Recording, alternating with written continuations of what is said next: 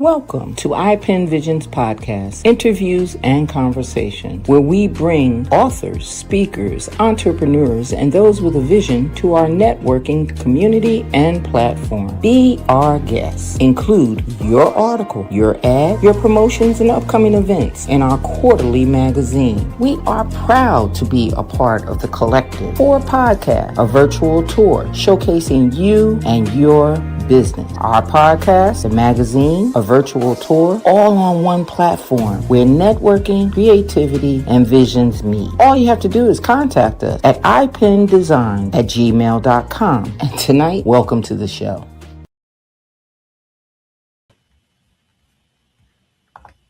Well, as always, people, there's buttons and buttons and buttons, and every week I get confused with which button goes with which button. I guess that's a part of doing this thing when you're doing it on your own, but I'm getting there. And the way that I know that we're getting there is things are positively happening. So tonight, we have one of those positive happenings going on. We have another guest. We have another week. And we're going to enjoy the show. We're going to enjoy what we do. And I just want to make a statement. But you know what? I'm going to make that statement with Felice on. So let me bring my partner in crime up so that you guys can meet who Felice is. Those of you that don't know her, I do call her my partner in crime because it's a crime the way we do things, the way we do them. But it's a positive crime. We're going around collecting people from the network and people from the communities, and we're networking together to make sure that we get a positive output. So call us criminals if you want to, but we smooth with it. So Felice, come and join me. How are you? Oh, wait a minute. You've been in the sun. Yeah, can you tell? Oh, geez.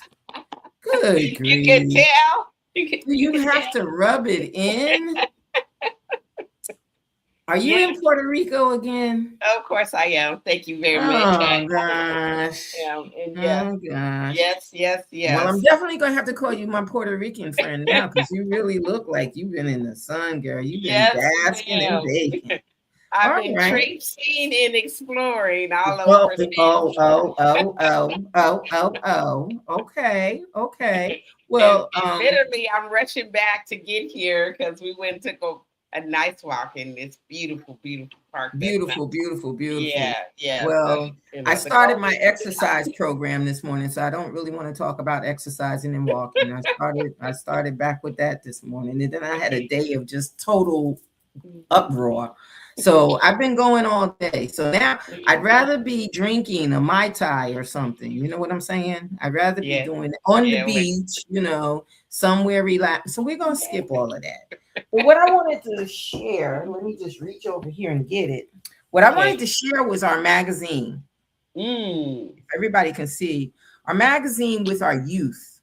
Yeah. We did a youth presentation with our magazine this month, a special issue with our magazine, and it has caught on like fire. So I want people to know that, yes, we probably will be doing it again. No, I'm not sure when, because we do our quarterly magazine, but to do a youth edition, I just thought that it was special. And it's so special because our guest tonight is a youth children's writer. Yay.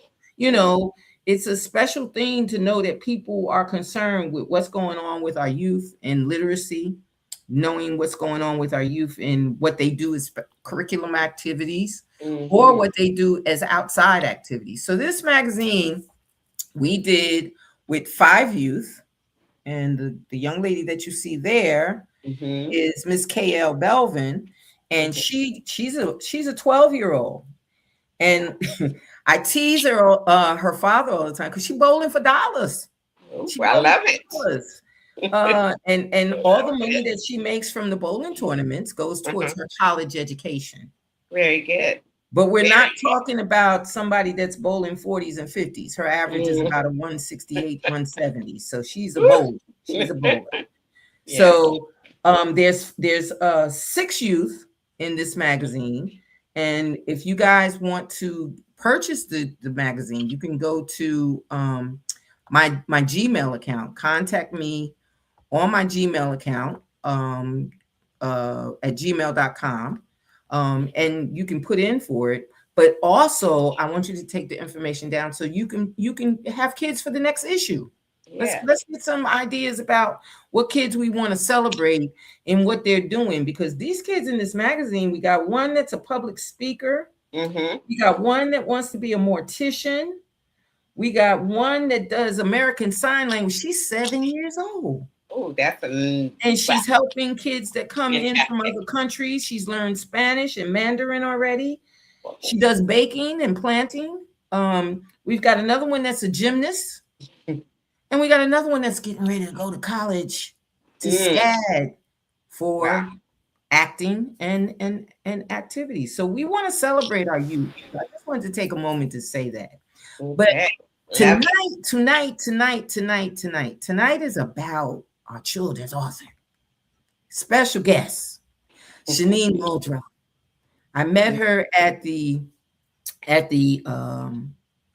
African American Book Festival in Okay. Charlotte, Mm-hmm. and she's got some interesting children books. They're Yeah. not your average Yeah. self-help children books. I'm super excited to learn more about Yeah, she's got some Miss Shanene. interesting children. Yes. And most kids' books go off into a whole different thing. You either have the fairy tale, or you have the superpower, or you have the this. But she's got an interesting kid in her storybook. So we want to talk to her about that. So we're going to bring her to the stage and give her a warm welcome, Miss Yay. Shanene Muldrow.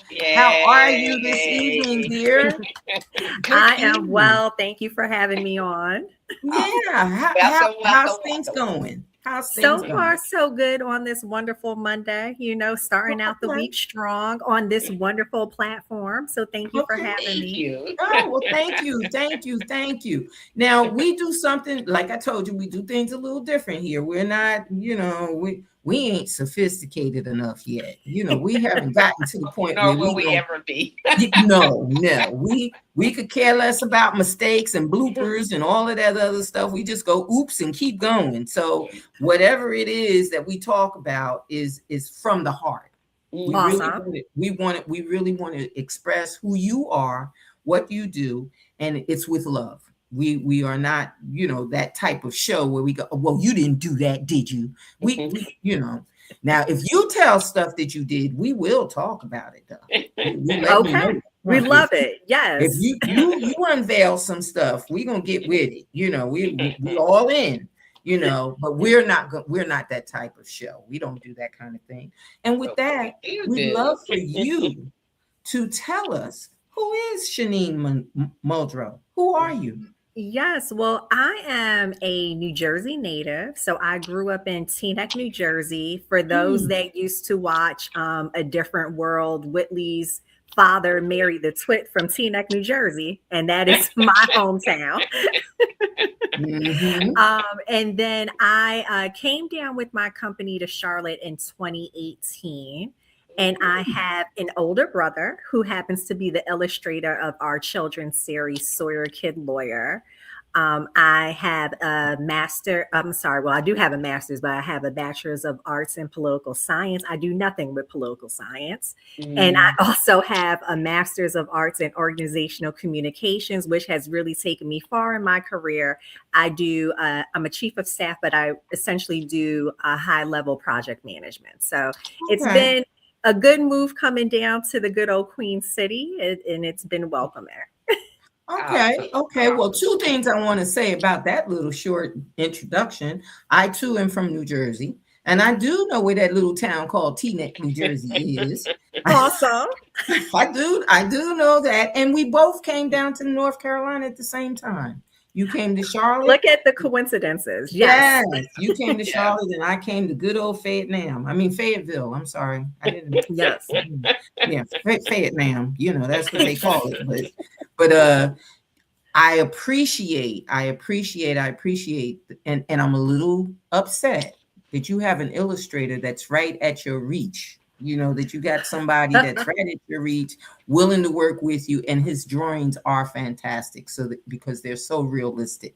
People, you really, really, really need to go and check out the books and the illustrations that are in the book. They are really, really, really done nice. And it's hard to find illustrators with all this AI stuff and all of this other stuff going on. It's really hard to find illustrators that are not copying from what real illustrators do.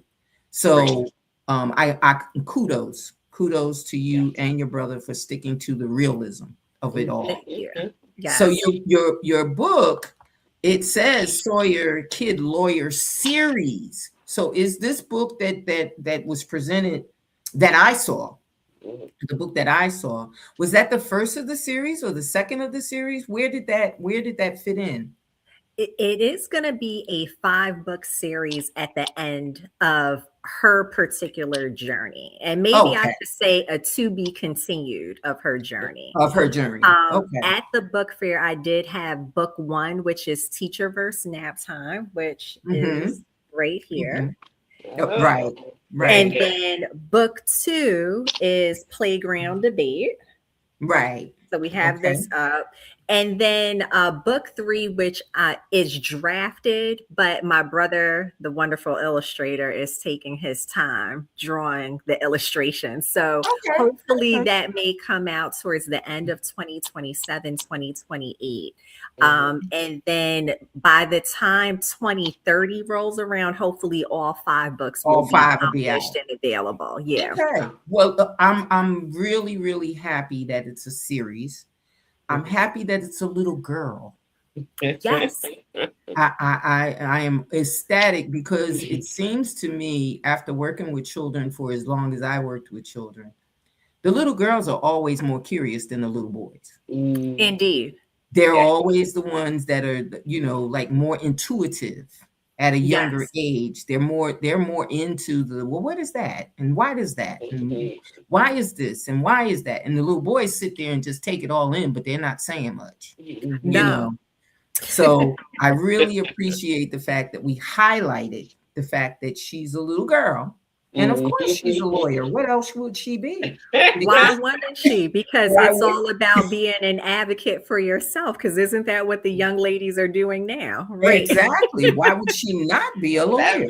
Love it. Why would she not? As Felice knows, my youngest, I'm a girl grandmother. I have one grandson, and I have adopted grandsons. Because I only had one, so I've got other boys that call me grandma and everything else.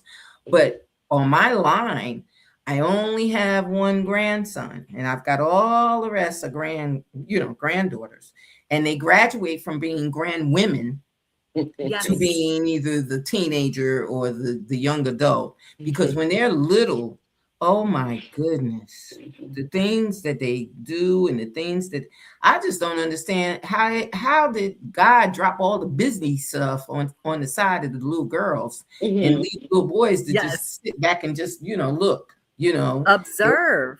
Right. Yeah, they observe. They take it all in, but they're not doing the stuff that the little girls are doing. The little girls are on point. These little girls nowadays. I think the little boys, their curiosity comes in the mechanics of things. Right. Put together or how, and not tear it up and fix it.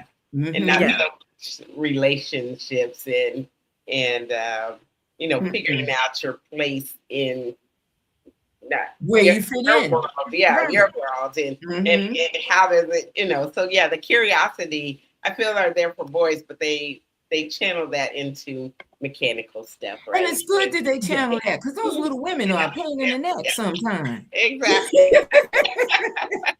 But now teaching them like the soft skills, as I like to call it, they are learning how to put their active listening on, right? Yeah. Right. And problem solving solution.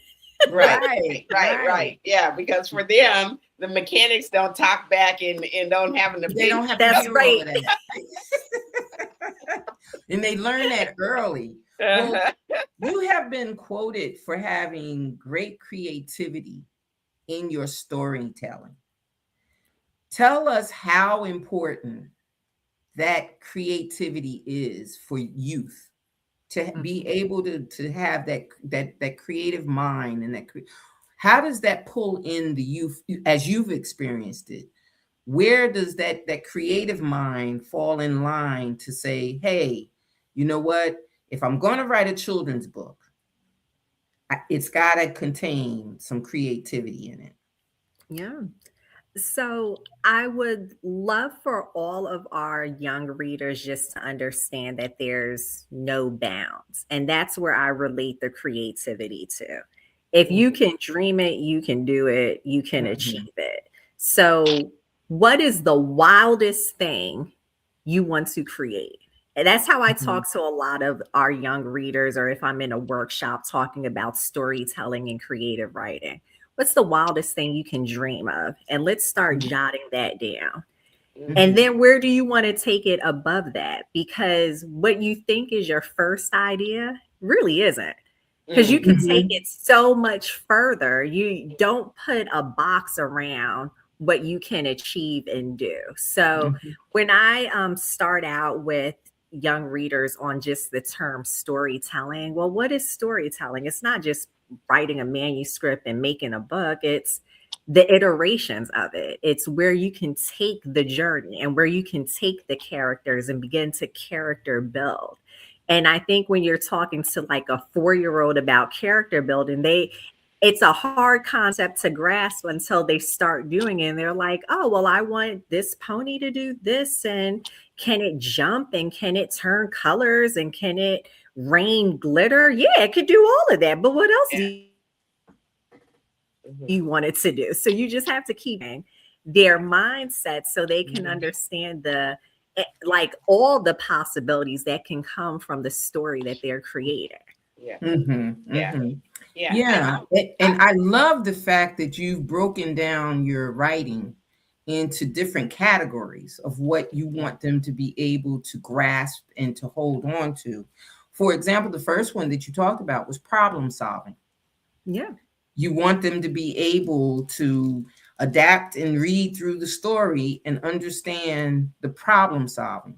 But now, what do you say to the parents or to the groups? I won't even say to the parents because sometimes it's not the parents.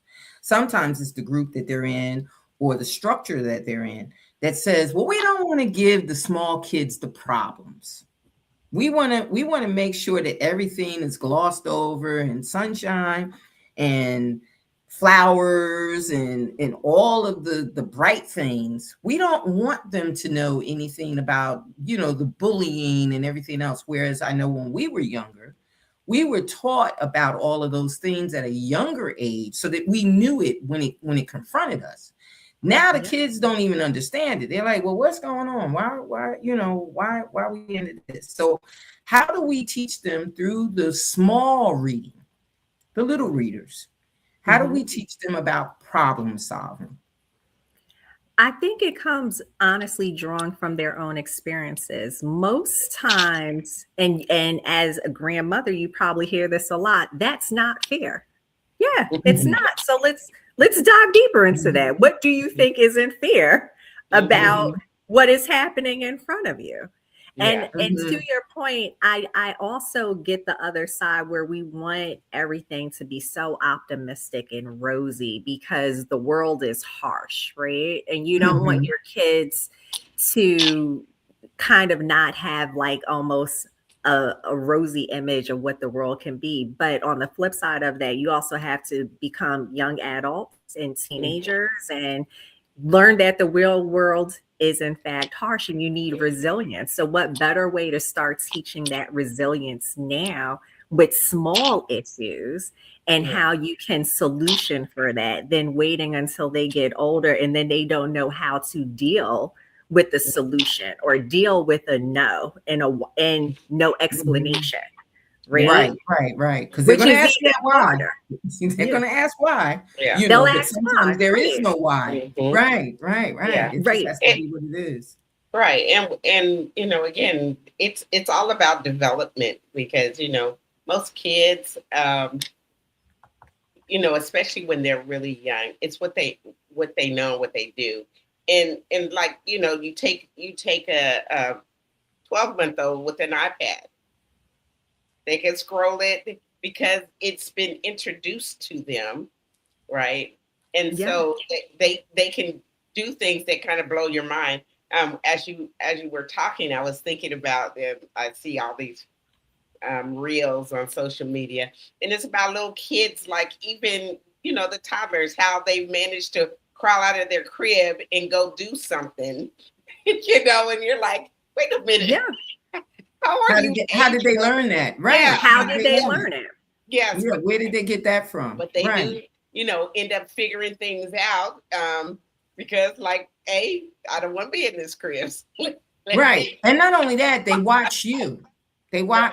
They watch how you put the lock on. They watch how you open the Yeah. Yes. door. Yeah. They watch how you push the buttons. They watch how, and if I come up with the right button, if I keep pushing, eventually the right button is going to work, So they Yeah. come up with all of the different things. I as you just said, I watched a reel the other day where I think he might have been 4. He might have been 4. Mhm. I wouldn't give him more than 5. Mhm. But he was a little guy. Mm-hmm. Grandma lived 5 houses down, 6 Mm. houses down. Mm. And he kept saying he wanted to go to grandma's house. And his mother kept telling him while she was making breakfast, as soon as we eat, we'll walk down to grandma's house. As soon as we eat. He was walking through the house, getting himself ready, Yes. finding To his go. Yeah. shoes, Uh-huh. and he took the shoes back off because I guess he couldn't figure out if they were on the right foot or not. But he took the shoes back off. But her mother called her, "Hey, where are you? Because he's here." Mhm. She said, "How do you get out?" She said, "Obviously the door." Right. Right. Obviously the door. She said, "But I locked the door." No. He's here. Right, right, right, right. Yeah, yeah, that's funny. I mean, to the point of, and we're gonna get back to you, but another example I seen was some little boy. He's on the phone FaceTiming his grandmother to tell on his mother. Mhm. So he's figured out that this is, that's your mom, and This you're is the pecking order. like, and Mhm. he's So calling tell- grandma to and, tell and, on his mom, and to tell her to allow him, because she Mhm. keeps telling him no for whatever he wants. Yeah. But in your problem solving, I think the thing that I admired about your writing is in the problem solving, the presentation of the problem is where they can understand the cause, what Yes. the cause is. A lot of times we don't talk to them about the cause. Sure. Right. You know what I mean? We jump to the solutions right away. Right. Let's just solve this and get it over with. Right. Because We're we're not more mature. We want to get to the point. right. But Yeah. they need to see the evolution Mhm. of it when they're small. They need to Yes. not the fact that you went to grandma's house. Mhm. Yes, that's the danger and everything. But you also need to see the problem with you leaving out the door, Mhm. leaving the door open. You left out and Yes. left me unsecure. Mhm. You Right. should have told me you were leaving. That kind of communication is a part of the problem solving. Because a lot of times they solve their problem. I wanted Oh to go to yeah, grandma's yeah, house. I wanted to go where I had to go. yeah. My problem is solved. You can deal with that door. You could deal with the breakfast. You could deal with whatever else. Because I told you I needed to go to grandma's house. That was his problem. Mhm. But Right. I love the way that the storyline goes to show all of the aspects. Another thing you spoke of, which nobody talks about, especially with little kids, Hmm. is advocacy. That's right. Wow, that's big. Nobody talks about that. Mhm. Nobody. Even when what do we tell them? Hush, I'll handle Right. it. You know what I mean? I don't need you But you explaining have no to more. speak up for I'll handle it. yourself. Right. you know so this gives them that voice, but Mhm. explain why you thought it was so important.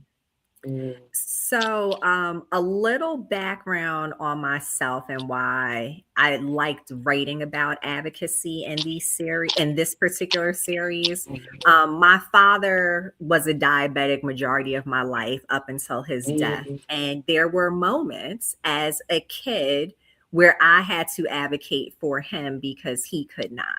And I think that's Oh. where like my passion of you can't be quiet, like someone needs your help and you have to be that person and almost break out of my shyness and my own shell started. And I would say that was Mm. around 9 or 10 years old. Mm-hmm. And then I just didn't let it quiet itself. Then I played sports. Well, now I'm fighting for a top spot on my basketball team. Oh, you don't think I can play? Let me show you what I could do in practice then. Mm-hmm. And let me Mm-hmm. show you why I deserve to be in the top 5. So Mm-hmm. I realized probably elementary school, like, oh, it's important to have a To speak voice. up. To speak But up. be humble about it. You don't want to be rude because then no one listens to you.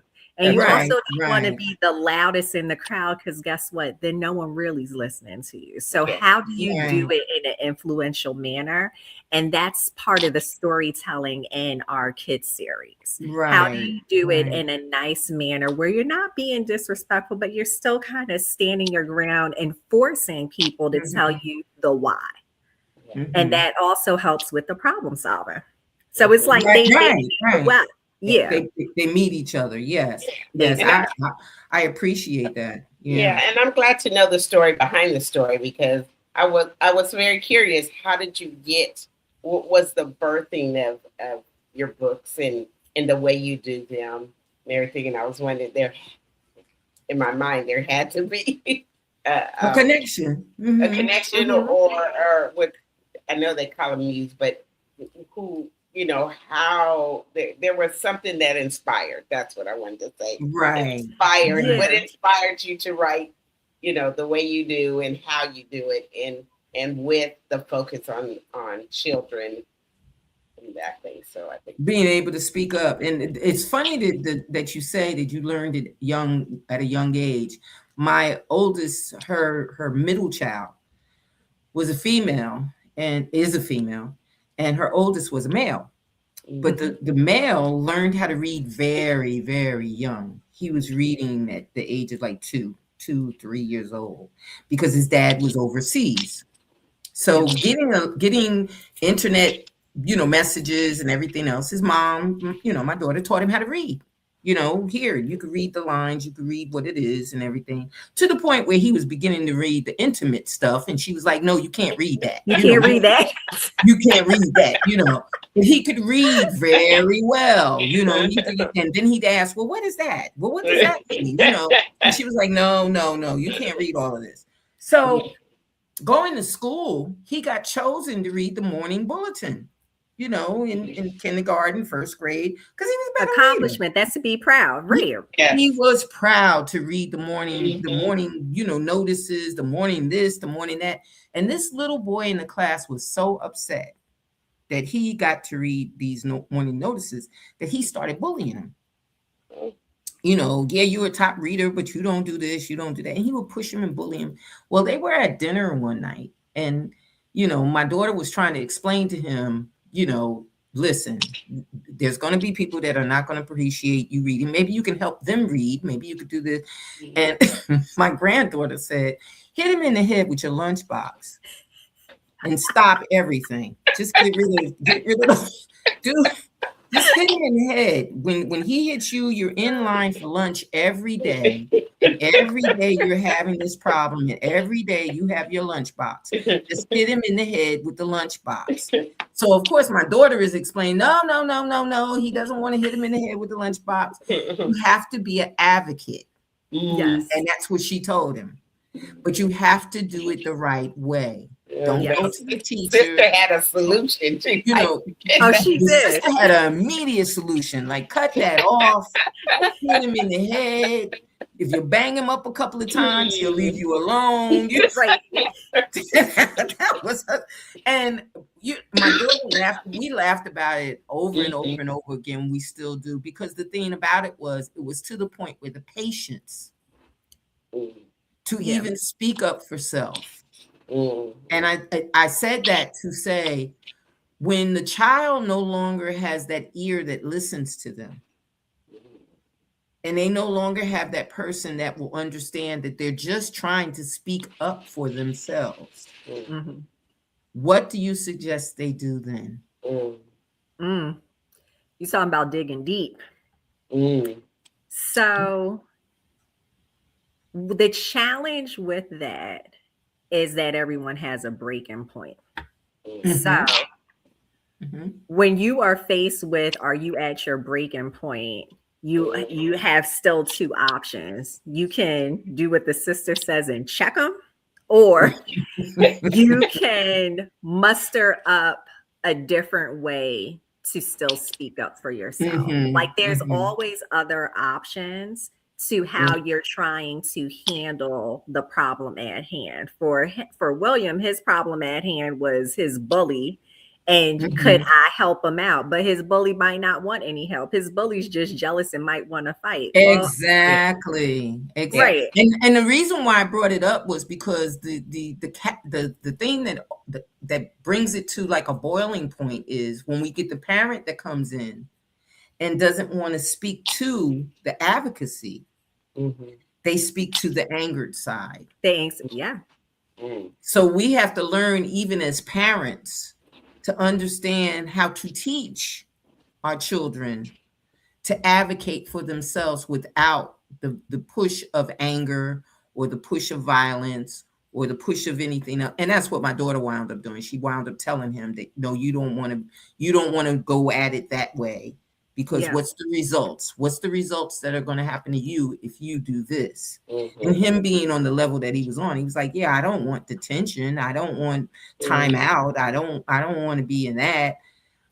His sister wasn't hearing it. She asked him, Right. you want me to hit him because I ain't in your class, like, his sister was, and I'm talking like she mm. might have been in kindergarten, Well, that, but that she was was her ready. form of That was advocacy. her, right. Like, look, we have dinner every night, and every night it's the same boy. Look, I don't want to talk Mhm, about him tonight. mhm, So, but I really, really think that this is a criteria for the children that are being bullied, for mm, the children that don't have someone that speaks up for them, Yeah. and they get enraged with that. For the friends of the child that's being bullied, for the friends of the child that's always, seem like being picked on. And it doesn't have to be bullied by another child. They could be being bullied by, an adult. People are getting, I was going to say that because Yeah. cyberbullying is you don't yeah, really know who is behind the Mm-hmm. writing of right. Mm-hmm. that. Yeah. Yeah, yeah. Mm-hmm. Because there's all kinds of crazy stuff. Well, All kind of we crazy watched this. stuff. We watched Yeah. this documentary about some young girl. She was like 12, 13, and started dating this little boy. And all of a sudden it was going good. But then suddenly somebody started bullying her, and it was really bad, like to the point of telling her to kill herself and all this other stuff. Mhm. And it went on for years. Come to find out it was the Mm-mm. mom.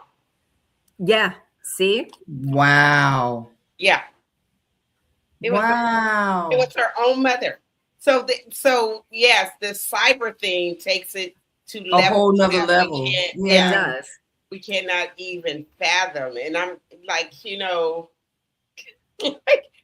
again, I'm speechless to know that you can have and on the to the world, and even to the daughter, she was like, oh, I love you so much, and all this stuff. But Mm-mm. behind her back, she's doing. I'm just like, it's How mind crazy blowing. is that? It Yeah, It how it crazy is is. that? That's a Wow. therapy session because Yeah, now Yes. Yes. you have to analyze what the mother was going through to To nurture even and get then to de-nurture even at the get to same time right. their yeah, child. Right. Right. Right. absolutely. Yeah. So your next category that you talked about, which is one of the things that I think has to be instilled in them when they're toddlers. So your children books have to be the crucial point for why we write children books. You and I both. Why do we even choose to go to that audience? Has to be to build some of the confidence. Yes. to build the confidence, not only teaching them the reading skills so that they can read better, but to build the confidence within themselves, to give them something to stand on. So tell us, how do you think the confidence level is affected in the writing that you do with your characters? Well, I think it helps to create self awareness, which is something that you probably don't even hear that term until you're like in middle school, like just Yeah. being self aware of what you're going through. So Mhm. I can see from when a young reader starts maybe some of the lessons of storytelling and building the confidence and just how they're creating the Mhm. story. Like that's Yeah. one way I Yeah. can see it. Another way is how they are then speaking up more Mhm. or Mm, they're mhm, asking more questions. Like, and I Mhm. mhm, have to agree, I don't see that necessarily from my female young readers, but Mhm. my male young readers, I'm like, oh, he's talking a lot mhm, more this today. Or or mhm, and then if I say something encouraging, like, oh, that's a great question, you see like the eyeballs go up, like that was a mhm, great question. Like, yeah, that, Yeah. that was a great question, something I mhm, probably wasn't even thinking about. All of that Mhm. is building their confidence in a way that they probably don't even realize, which Yeah. is even better because Mhm. then that helps with their humility, right? And then right, they want to come right, across and influence and be more humble. They're doing it organically, which is Yeah. what you mhm, want. You want it like ingrained in their Mhm. personality as they right, continue through their adulthood. Yeah. right, right. And the thing about it is, in the three categories, the problem solving, the advocacy, and the confidence, none of it has to do with being a great reader. No. You don't have to be the best reader. Yeah. You just have to be able to take it in and understand what's going on in the story. Mm. Yes. You know, you, Comprehension. That's you it. don't have to. And it's funny that they don't do reading comprehension like they used to do. They No. don't, when they tell them to write book reports, back in the day, a book report was a book report. You could tell from the Mhm. book report just about what the book was about. Mhm. Nowadays, they ask you for the main character, what the main character did, how the main character felt.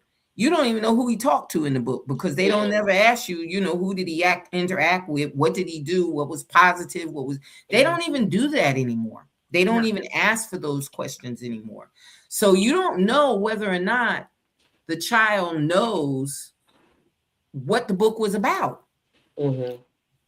because And their I book, don't think they care. And that's the yeah, the sad book part report about it. doesn't, yeah, the book report does not reflect it. And again, another little twerky story. Mhm. My son was reading a book about my pet mouse. Mhm.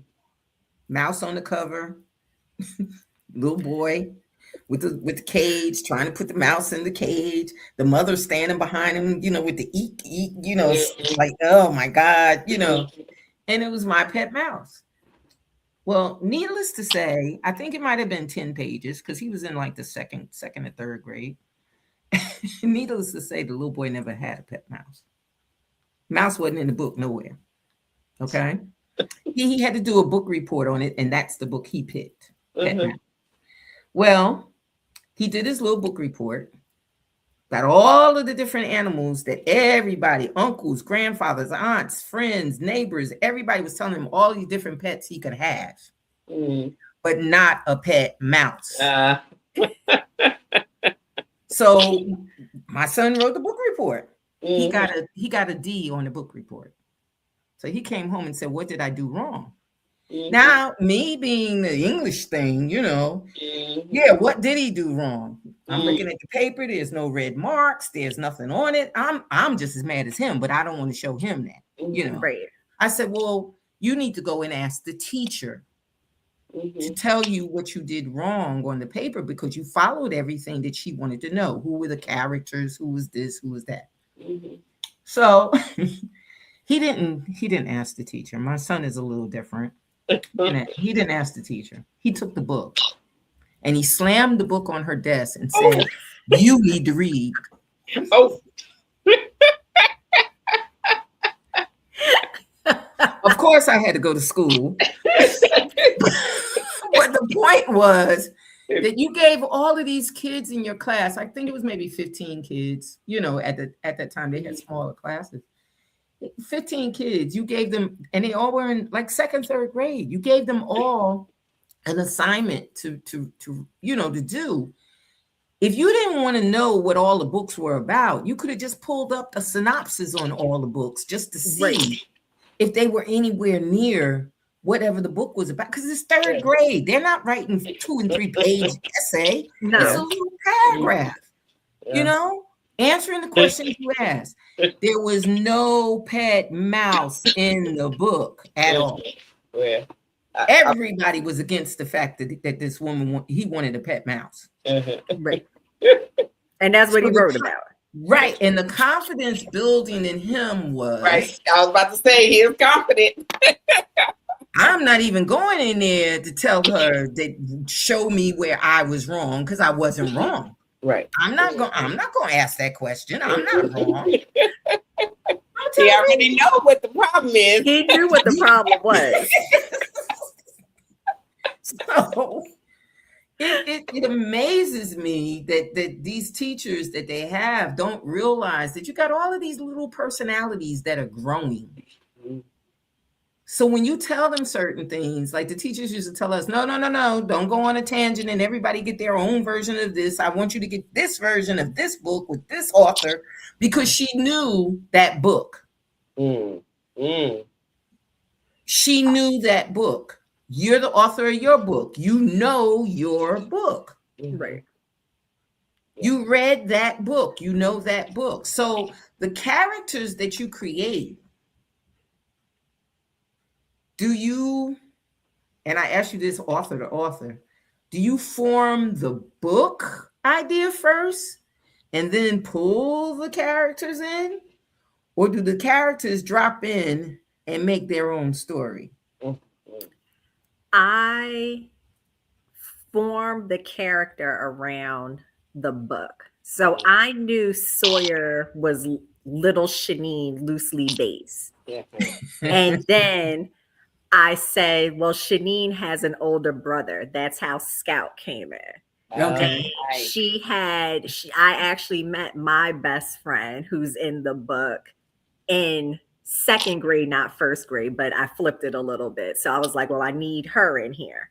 And then I built the characters, and then I built the stories. Okay. Very good. Because a lot of us go about doing it so many different ways. Yeah. It's like kind of exciting to know that you had the characters in mind. Yeah. With that being the point, why the lawyer? Ooh, so I like the fact that it's not a traditional lawyer. Most people, when I introduce the book series, they're like, "Oh, is she in court? Is she doing right?" No, she's not in court per se. She's a kid, but she's advocating for herself, and she's setting up the ground and foundation for, if I want to make her older, she could be a true attorney. But right now she's learning about advocacy. She's teaching mediation. She is talking about contracts in a loose sense, in a playful sense. And then one thing that is true from my childhood to the book is my father always had this brown briefcase. And at one point he didn't need the briefcase anymore. So I used to play with it. And I said, hey, I'm going to bring this to school because I thought it was cool and I'm a unique child, right? Like, so I was like, oh, I'm going to bring the briefcase to school. My mother was like, hold on. Like, what are you doing? You going to school with the briefcase? Like, where's your backpack? And that's how the first story kind of generates. Like, she always wanted to be different and unique and probably an attorney with her briefcase slamming it down on her, desk making points. And so I always knew her, like Sawyer herself, was going to sprout off and do other things. And so it was a great tagline, Sawyer Kid Lawyer, and it rhymes. And I was like, oh no, this is story. This is it. Yeah. Right. It's a cute idea. Beautiful book, beautifully illustrated, beautifully written. It's interesting because of the simple fact that it's something that you would imagine What was that thing they had years? I don't even know Dr. McStuffin. Oh yeah, Doc McStuffin. Yeah, yeah. Yeah, she was the doctor, like, you got the doctor, you got the person that, somebody else had a vegetable garden or something, Hmm. so there's so many different things that they can imagine Mhm. Yes. being, but a lot of them don't imagine being a lawyer. Mhm. No. That's like a big girl thing, so her Yes. her walking around with the briefcase and being Love the it. advocacy, like, you're Mhm. gonna stop doing this because it's this and this, that to me is so so so interesting, because the kids nowadays, they're almost defense attorneys for themselves. Oh yeah. They got it all going on. They got it all going on. And So what's how worse is they Google it. So then they want to tell you how things are going to happen because they Googled it and Google's the Yeah. truth. But And Mhm. I'm like, well, my brain is also the truth. So right. let's So you're Yeah, let's right, talk right, about this your right. differently. brain has more truth because you have some context behind And that. Right. And I want to not say only that, you got some something. common sense with it. Some Right, right. some And some that's that genuine part common too. sense with it. Hmm. You got to tell them, common sense, Hmm. common sense. Yes. Hmm. So promoting children literacy, obviously that's the goal, Yes. to promote the literacy in our children. How do we do that with the diminishing marketing, publishing? Different things have changed. Not only that, the libraries have changed. Yeah. It's no longer all the time story time. I can remember, like, every Saturday you could go and take your kids to the library. Now it's every now and then they might have an event, at the Mhm. library. um Groups don't always go into reading groups and doing reading. They have the once a month, the literacy month, I think it's in March, where they have you, if you want to go to a school and read to the children, or you go to the school, and half the time the kids ain't listening to you anyway. No. They don't want to hear you read. They don't want to do anything.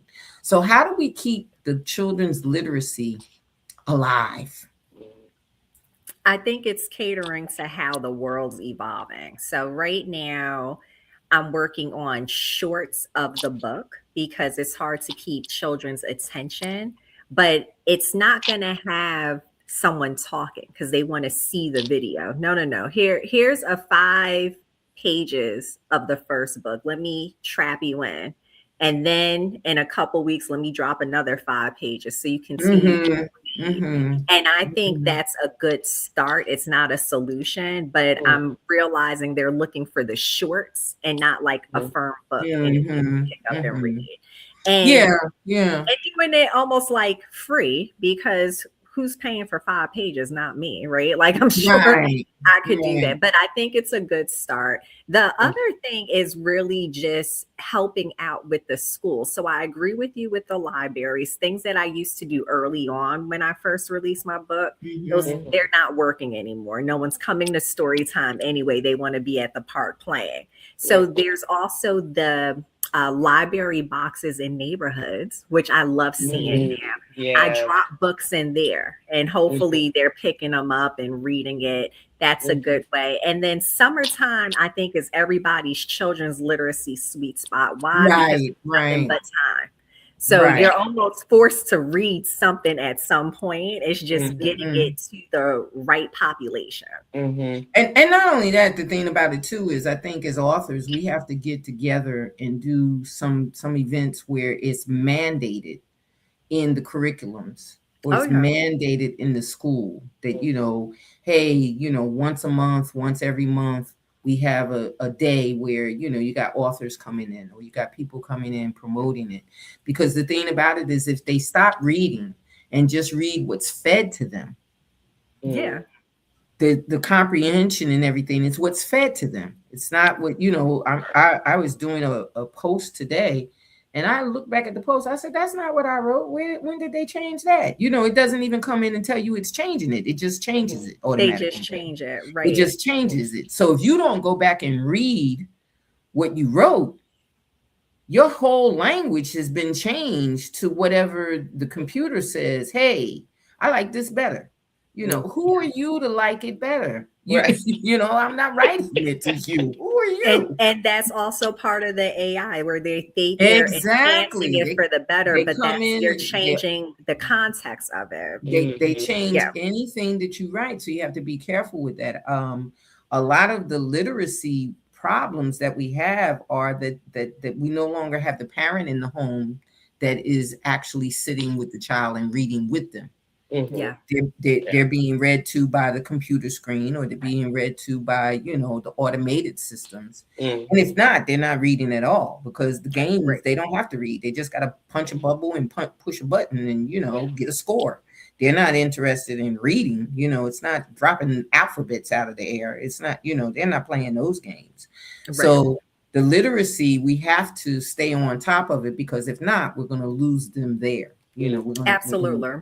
We're going to lose them in that type thing. So we've got to do some things to especially, like you said, in the natural sense.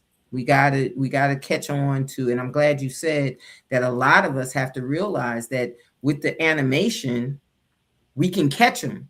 But Hmm. now, how do we get them to flip that in animation? Because I was thinking, as you said it, that would be great if you showed them a scene and then told them write the scene. Oh yeah. Well, I think that's the Mhm. interactive part of it. I just Right. am not Telling them to write the intuitive enough words. in AI to figure that out. Right. Right, right. Yeah.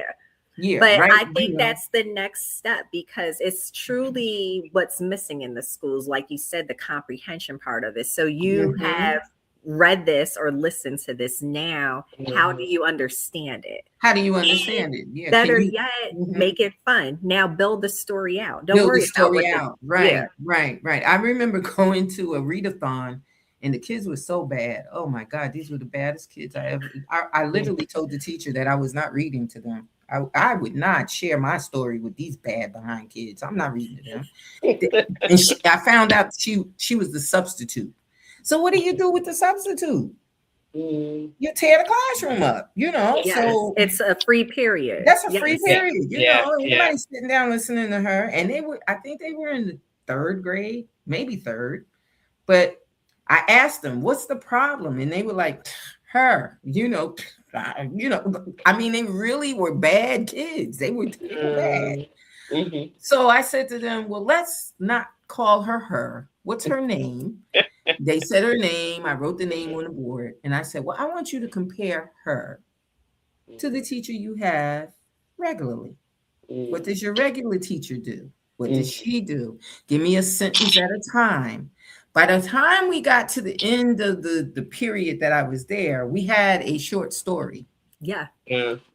By the time we got to the end of, and then I Mhm. said, "So is she really that much different than your teacher?" And they were like, "No, she does kind of the same thing." Well, we're gonna put that at the bottom of So we Yeah. did a whole paragraph, and I left it up on the board. And I told her, "You might want to point to this every now and then when they start, Right. remind them that you are the just because we went by, she's a lady." She's Mhm. female, she's a teacher, making comparisons so that they could, is she like your mom? No, she's not like my mom. Well, what does your mom do that she doesn't do? And then we write little notes up there to make the story Mhm. go along.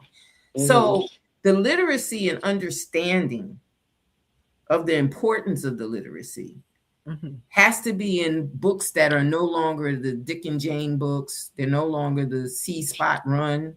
You Mhm. know, we can't give them those books anymore. They No. have to have books that are a little more in depth. I was surprised my granddaughter was in the third grade reading chapter books. I don't know if I Oh, that's started chapter phenomenal. books. I didn't know that when did I start reading a chapter book? I think I might have been in the sixth grade, seventh grade. I wasn't reading chapter books in the I was third going to grade. say that's accurate because I remember the Babysitters Club series was about Yes. third and fourth grade. So no, Yeah. that's accurate. Yep. Yeah. She was in like the third or fourth grade. And when I said to her, "Well, what book would you like?" And I was naming books, and she was like, I was like, "Well, what book would you like?" And she was like, "I read chapter books." And then I said, "Okay, a chapter book." She said, "Without the pictures."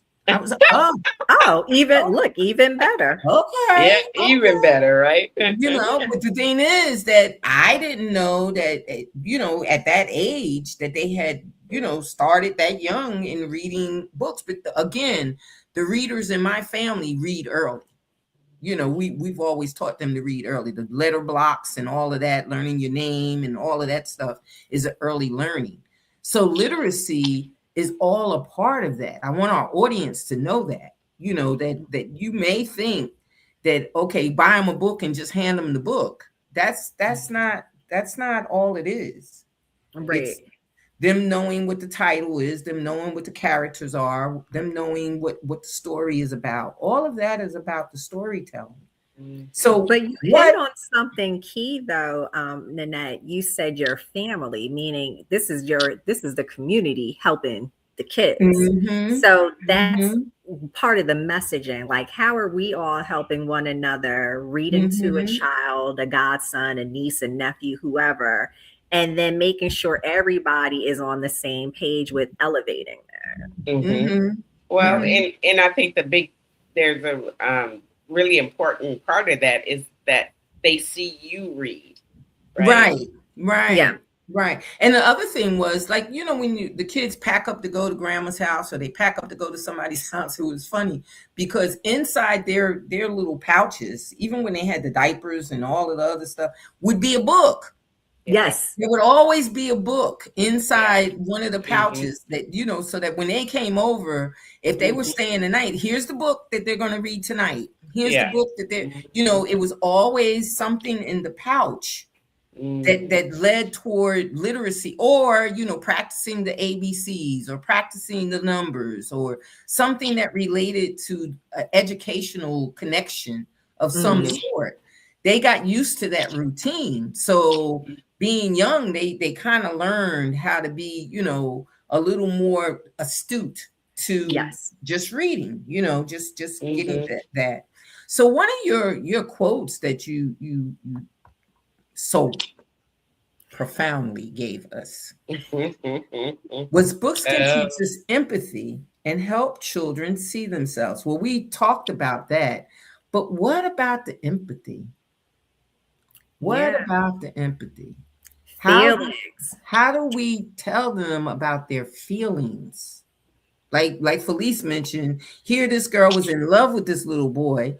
I'm quite sure the mother's first thought was, mhm. she's too young to be in love. She's too Mhm. young to have this relationship. She's too young to have, I mean, she went about it all totally wrong way, but she's too young to have this. So how do we teach them about empathy, sympathy, all of the emotional things that they feel, but they really don't understand?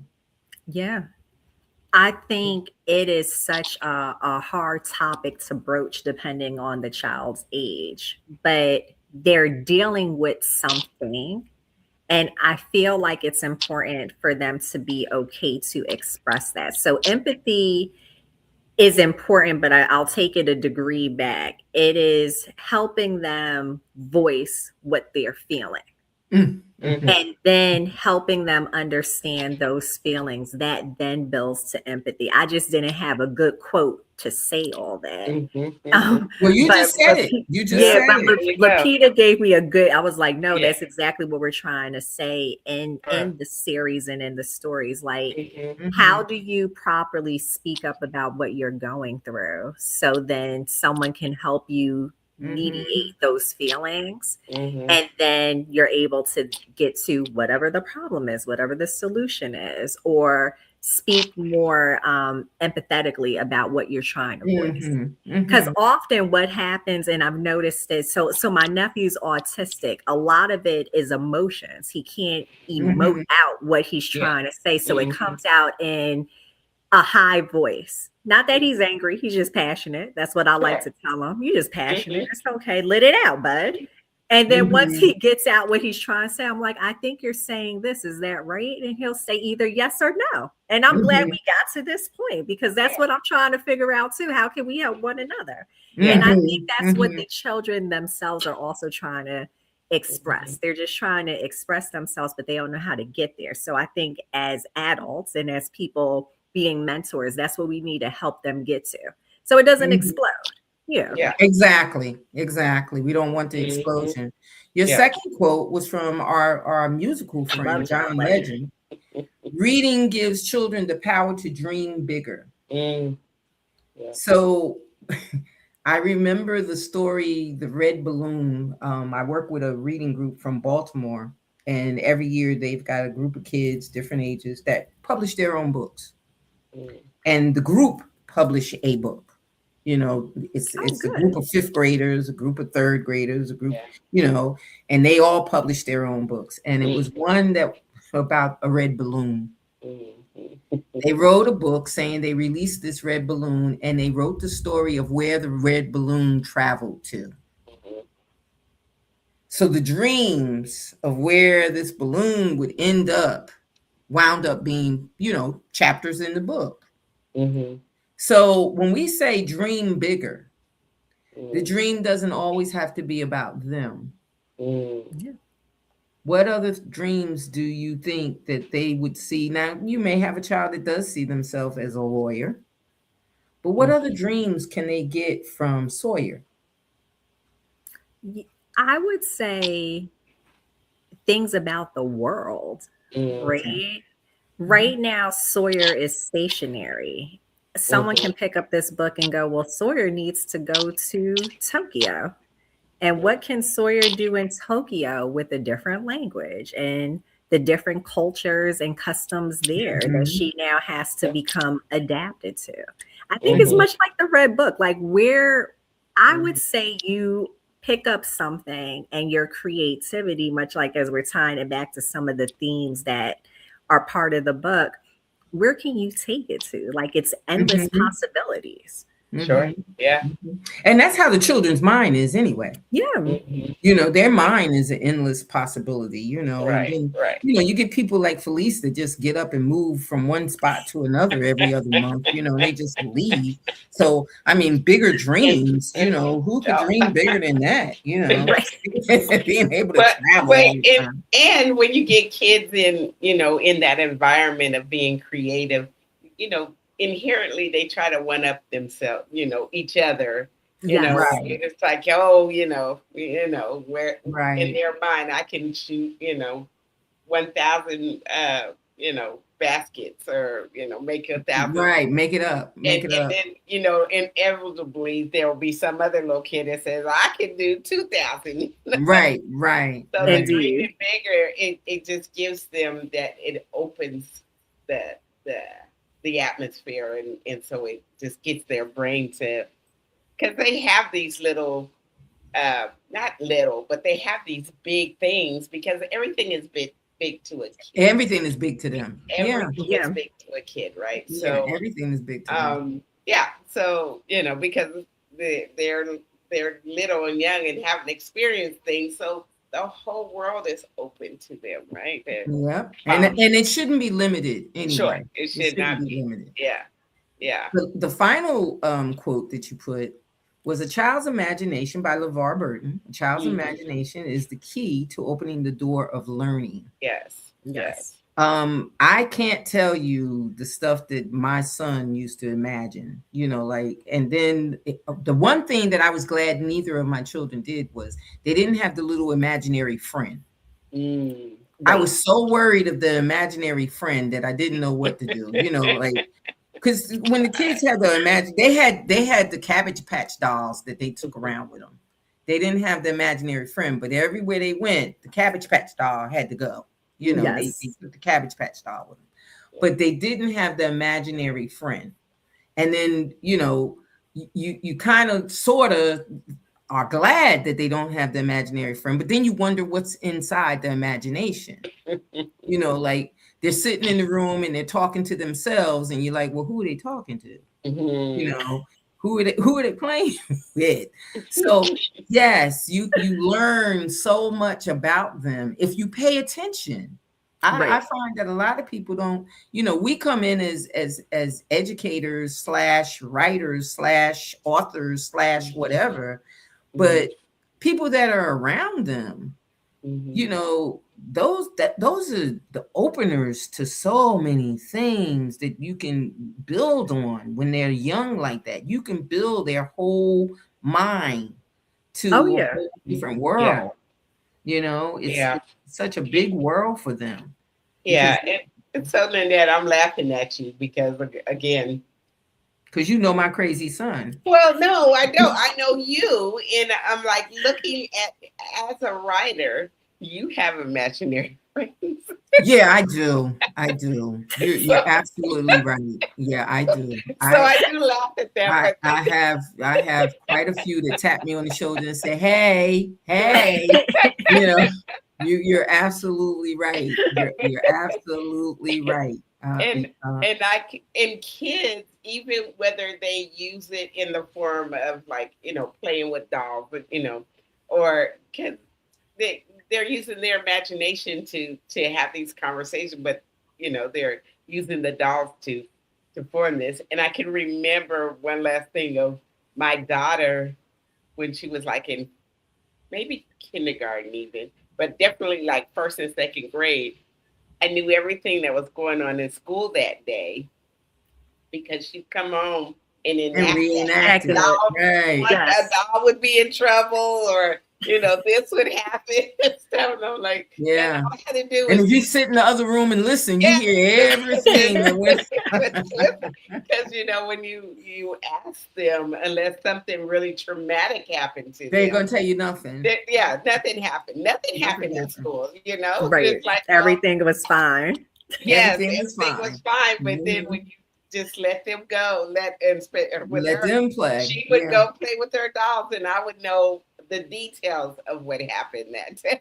Yeah. Yeah. so, so yeah, Nanette, you have an imaginary I friend. have imagine. You're right. I do. I have imaginary friends, and they come in and be like, "Okay, you left me here. What you want me to do with this?" That's right.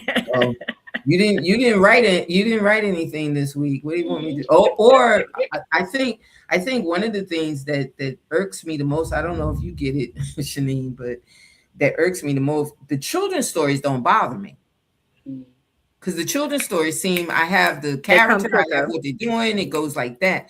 It's the mhm, novels mm, that when it gets intense in the novels. mhm. I get the arguments in my head. I get one character on this side that's saying this, and the other Yep. character going, "That's not what's happening," and I'm like, "Come on, wait a minute."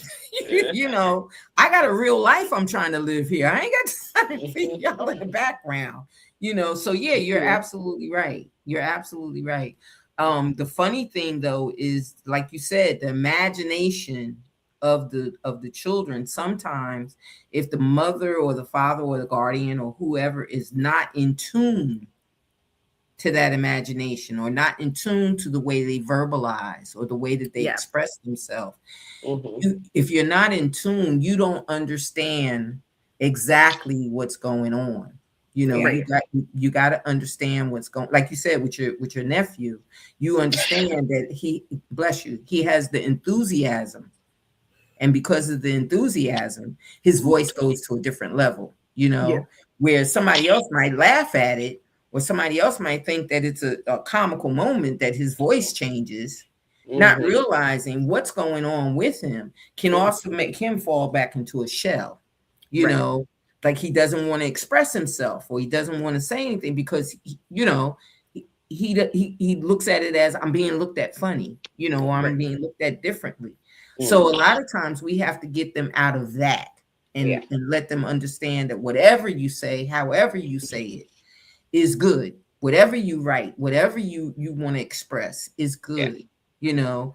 And I like you said, those three things are powerful: the problem solving, the confidence, the advocacy, of just advocating for themselves, you Yeah. know, being able to do those things Mhm. in a story where they could look and say, look, you see what Sawyer did?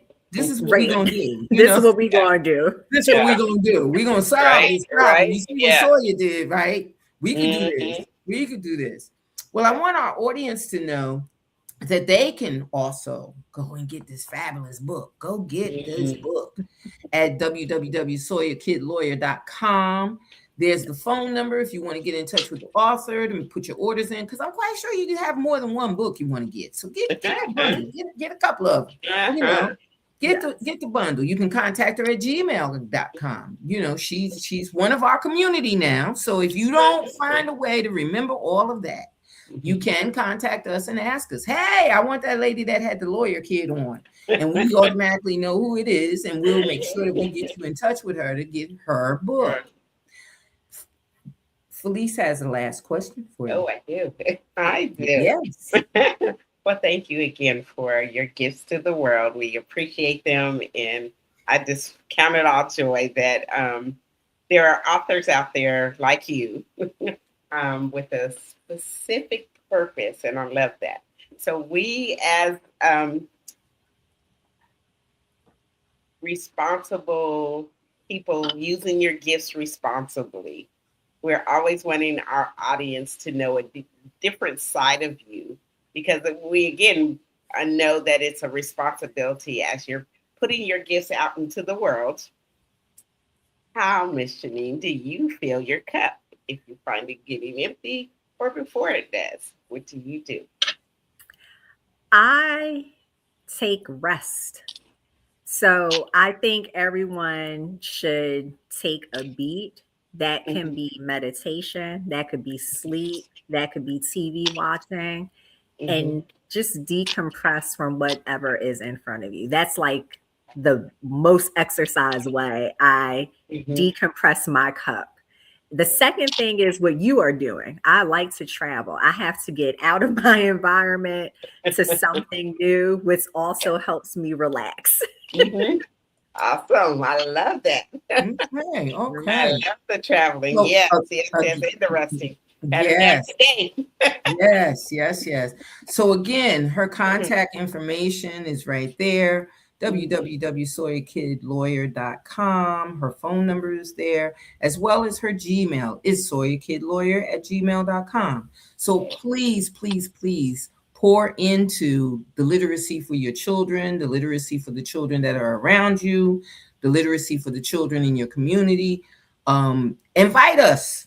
Hey, invite us. We're children authors. We do advocate for the children, and we're in the same place. So if you're in North Carolina, I'll let her know. She let me know, and we just show up any old way. You know? So the thing about it is, we want to spread literacy.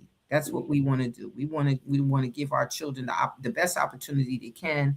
And what we do know is you can't make it anywhere without reading. That's right. You can't make it anywhere. You might be able to skip because your penmanship could be kind of raggedy.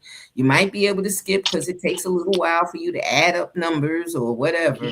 But if you can't read and comprehend what you're reading, there's a problem. There lies a problem. So we want to say good night and thank you for being here. All of you that follow, please subscribe. iPen Visions is on YouTube. Subscribe to our YouTube channel, where you will be able to see this replay of Shanene Muldrow. You'll be able to see her there or on my website, www.nanetteMbuchanan.com. So thank you very much, dear, for being here. We appreciate you. We appreciate what you do. And we wish you the best in all that you do. So we want to say good night to everyone. Good night. Have a good evening. And thank you for joining us tonight. Good night. Night.